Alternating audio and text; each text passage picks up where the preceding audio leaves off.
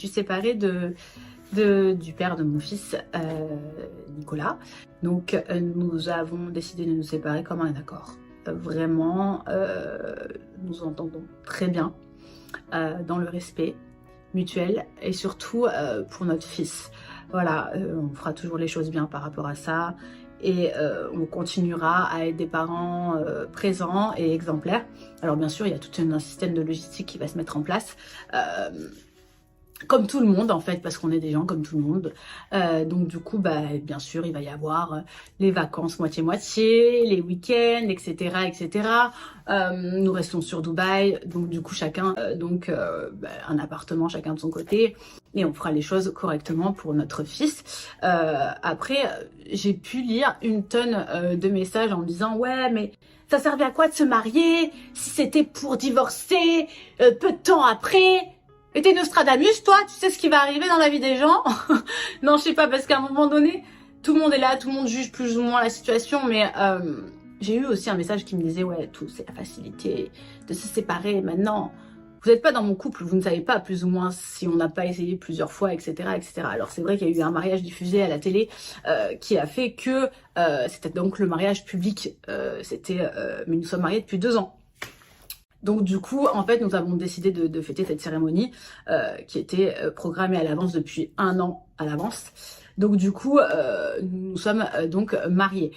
Bien sûr, nous regrettons pas du tout de l'avoir fait et nous regrettons aucunement les 5 ans que nous avons passés ensemble.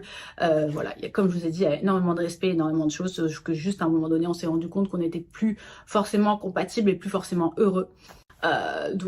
Voilà, c'est absolument ça qui s'est passé dans le respect mutuel, comme je le dis, et sans histoire de tromperie, je sais pas quoi, pour essayer de trouver des histoires, parce que je sais que les gens adorent les dramas, genre, mais nous, on n'a jamais forcément été comme ça, et j'ai pas forcément, alors j'entends aussi les gens qui disent « Ouais, ils nous ont vendu du rêve ».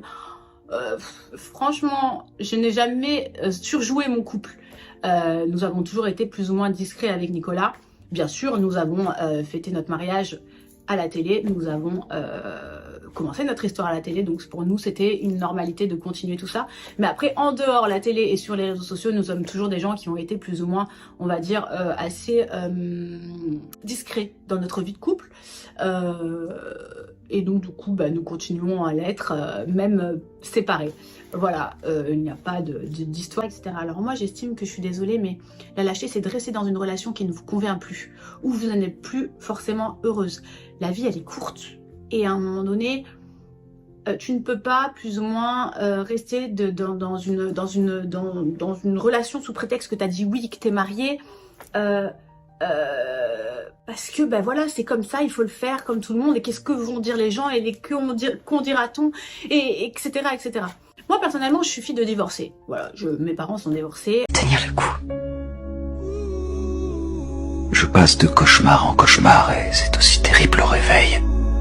Mais c'est mieux que de se laisser glisser. Tu sais, c'est... Voilà les amis, j'espère que vous allez bien. Pas trop la forme aujourd'hui. Voilà, tout simplement. Remise en question et pas mal de petits problèmes à gérer, donc voilà. J'espère que votre début de semaine s'est bien passé. Bonne journée à vous.